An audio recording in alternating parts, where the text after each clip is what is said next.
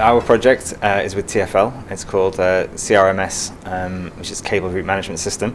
And what we're trying to do is automate the design of the cable routing within TfL tunnels. As I understand it, having never worked with TfL before or with cable route design systems before, typically this is done with sending people down into the tunnel to map the existing condition, to understand the space that's available within the tunnel, and to understand the possibilities for routing new cabling in and around the existing objects, which is obviously disruptive to the operation of the network, and it's obviously not a very pleasant environment for people to be in.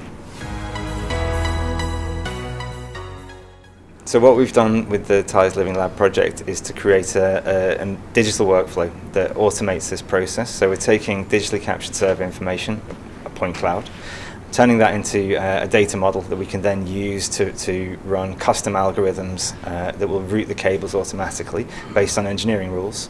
So once you have that point cloud survey, you don't need to go into the tunnel, and the software allows you to explore many different options for the potential routing of those cables well in advance of any procurement process, let alone construction process.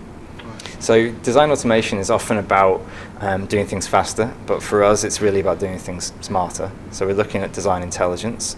So with this kind of computationally driven method, we're able to embed rules and best practice around things like health and safety, so installation condition for operatives on site, both during construction and during operation and maintenance as well, for example. So the measurable benefits that we achieve through this process, we're trying to optimize for reduced material, for example, increased safety, increased speed on site, reduced duration of design times in pre-construction phase, and in general creating a kind of digital twin that can live through the project life cycle from design, procurement, delivery and operations, that will then allow modifications to be much better managed.